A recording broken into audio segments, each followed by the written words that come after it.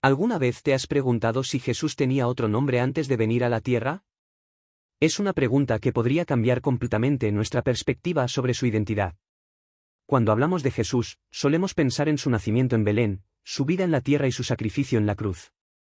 Pero lo que pocos saben es que su historia no comenzó en un pesebre.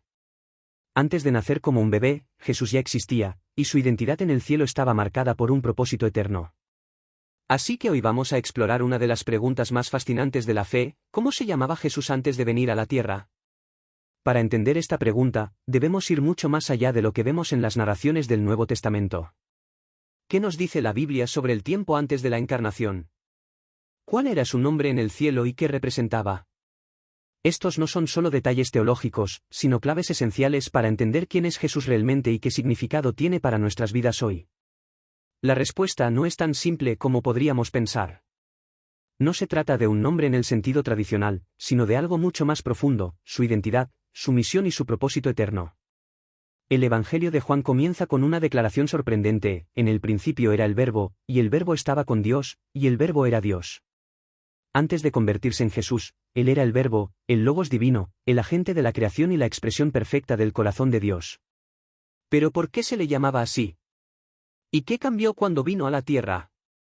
A medida que avancemos, descubriremos no solo cómo lo conocían en el cielo, sino también por qué su nombre cambió al encarnarse. Te aseguro que esta historia está llena de significado y conexión con nuestras vidas. Así que no te vayas, porque lo que viene a continuación no solo responderá a esta pregunta, sino que también te revelará verdades que transformarán tu manera de ver a Jesús. Para responder a la pregunta de cómo se llamaba Jesús antes de venir a la tierra, debemos empezar desde el principio, literalmente. En el Evangelio de Juan 1:1-3 leemos: en el principio era el Verbo, y el Verbo estaba con Dios, y el Verbo era Dios. Este estaba en el principio con Dios. Todas las cosas por medio de él fueron hechas, y sin él nada de lo que ha sido hecho, fue hecho. Estas palabras no solo son una introducción poética al Evangelio, sino una declaración profunda sobre la naturaleza y existencia eterna de Jesús.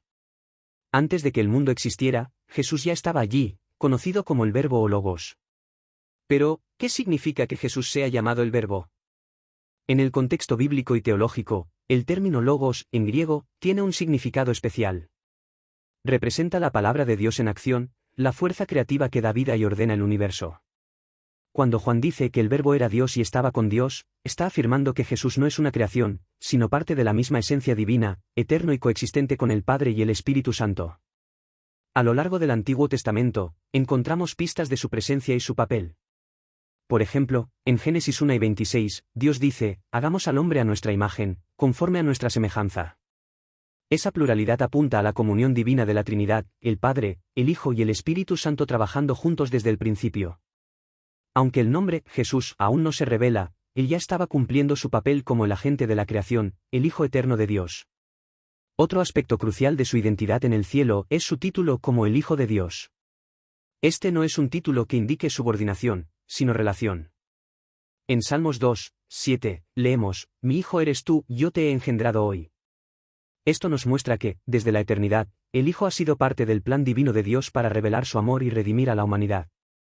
Antes de su encarnación, también se le identifica en ciertos momentos como el ángel de Jehová. Este no era un ángel común, sino una manifestación divina que interactuaba directamente con la humanidad, como en el caso de Moisés frente a la zarza ardiente, Éxodo 3:2-6. Aunque no llevaba el nombre de Jesús, estas apariciones apuntaban a su naturaleza divina y su cercanía con la humanidad. En resumen, el contexto bíblico y teológico nos revela que, antes de ser llamado Jesús en la tierra, él era el Verbo, el Hijo eterno de Dios y el agente de la creación. Su identidad no se limitaba a un nombre, sino a un propósito eterno: ser la expresión viva del amor y la voluntad de Dios. Pero la historia no termina aquí, porque algo increíble sucede cuando él desciende del cielo y toma forma humana, adoptando un nuevo nombre que define su misión en la tierra. ¿Qué significado tiene este cambio? Eso lo veremos en el siguiente punto. Antes de que Jesús naciera como un bebé en Belén, su identidad en el cielo no estaba definida por un nombre humano, sino por títulos y roles divinos que reflejan su naturaleza eterna y su misión dentro del plan de Dios. Estos nombres asociados a Jesús no solo nos hablan de quién era, sino también de qué representaba antes de su encarnación. Vamos a explorar algunos de los más importantes: el Verbo, Logos. Uno de los títulos más conocidos es el Verbo, como lo menciona el Evangelio de Juan: en el principio era el Verbo, y el Verbo estaba con Dios, y el Verbo era Dios, Juan 1:1. Este nombre no es un apodo cualquiera, sino una declaración profunda de su esencia. En el griego original, logos significa palabra o razón. En términos bíblicos, representa la manifestación del poder y la voluntad de Dios en acción. Antes de venir a la tierra, Jesús era el canal a través del cual Dios creaba y sostenía el universo. No era simplemente un mensajero, era la palabra viviente que hacía tangible la voluntad divina, el Hijo de Dios. Otro título clave es el Hijo de Dios. Aunque este término aparece con mayor claridad en el Nuevo Testamento, tiene sus raíces en el Antiguo Testamento. En Salmos 2:7, Dios declara: Mi hijo eres tú, yo te he engendrado hoy. Este nombre no implica que Jesús haya sido creado, sino que refleja su relación única con el Padre. Ser llamado Hijo de Dios establece su posición como parte de la Trinidad, en comunión perfecta con el Padre y el Espíritu Santo desde la eternidad, Príncipe de paz, admirable consejero, Dios fuerte. En Isaías 9:6, el profeta anuncia la llegada de un hijo que sería llamado admirable consejero, Dios fuerte, Padre eterno, Príncipe de paz.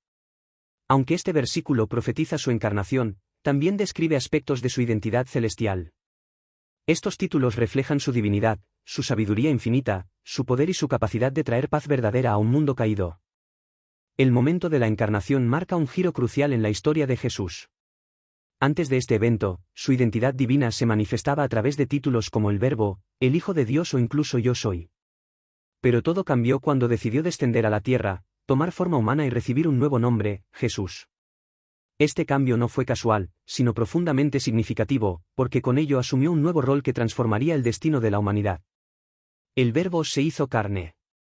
En Juan 1:14, se nos dice: y aquel Verbo fue hecho carne, y habitó entre nosotros. Con esta declaración, el Evangelio de Juan introduce la idea revolucionaria de que el Dios eterno, el creador de todas las cosas, tomó un cuerpo humano. No dejó de ser Dios, pero asumió completamente la humanidad, con todas sus limitaciones. Este acto no solo revela su humildad, sino también su amor incondicional por la humanidad. Jesús, como el Verbo encarnado, vino a establecer una conexión tangible entre Dios y su creación. En Mateo 1:21, el ángel le dice a José: y llamarás su nombre Jesús, porque él salvará a su pueblo de sus pecados. El nombre Jesús, o Yeshua en hebreo, significa Dios salva o Jehová es salvación. Este no era simplemente un nombre, sino una declaración de su misión en la tierra. Hasta ese momento, su identidad celestial había estado marcada por su divinidad y su papel como agente de la creación. Ahora, su nombre reflejaba su propósito redentor: salvar a la humanidad del pecado y reconciliarla con Dios. Después de su resurrección, Jesús no solo recuperó su gloria celestial, sino que su nombre adquirió un significado aún más profundo.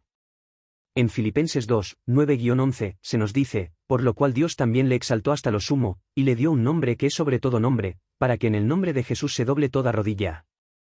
Su nombre, que simboliza salvación, ahora es reconocido como el centro de la adoración en el cielo y en la tierra. La encarnación y el cambio de nombre no solo revelan el amor y la humildad de Jesús, sino también su compromiso con el plan de redención. Antes era el Verbo, el Hijo eterno de Dios. Ahora, como Jesús, se convirtió en el Salvador que transformó el destino de la humanidad. Este cambio no fue solo un detalle histórico, sino el cumplimiento de una promesa divina que culmina en la victoria sobre el pecado y la muerte. A continuación, reflexionaremos sobre cómo su nuevo nombre sigue impactando nuestras vidas hoy. Antes de su encarnación, Jesús no necesitaba un nombre humano, y esto tiene una razón profundamente teológica y espiritual. Su existencia previa a venir a la tierra no estaba limitada por las características humanas, como un cuerpo físico o un entorno terrenal. Jesús era eterno, divino y celestial, definido por su naturaleza y relación con el Padre, no por un nombre como lo entendemos en términos humanos. Veamos por qué esto es crucial para entender su identidad. En Juan 1:1-2, se nos dice: en el principio era el Verbo, y el Verbo estaba con Dios, y el Verbo era Dios. Este pasaje deja claro que Jesús no tuvo un principio como lo tienen los seres creados. Desde la eternidad, Él ha existido en perfecta comunión con el Padre y el Espíritu Santo. En este contexto, su identidad no estaba limitada por un nombre, sino por su función y su naturaleza divina.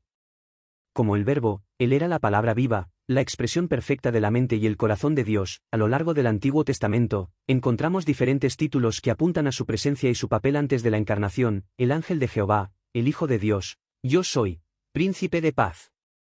Estos títulos describen aspectos específicos de su identidad y misión, pero no lo limitan como lo haría un nombre humano.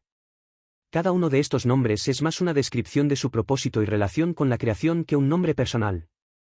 Por ejemplo, Yo soy, Éxodo 3 y 14, transmite su eternidad y autosuficiencia. Este título no tiene equivalente humano porque expresa una existencia infinita, algo que va más allá de nuestra comprensión limitada. Al no tener un nombre humano antes, Jesús preservaba su carácter infinito y celestial. Sin embargo, al asumir un nombre humano, se acercó más a nosotros. Este nombre no solo simboliza su misión, sino también su relación con la humanidad como Salvador, Maestro y Hermano. En conclusión, Jesús no tenía un nombre humano antes de venir a la tierra porque su identidad estaba definida por su divinidad y su papel en la eternidad.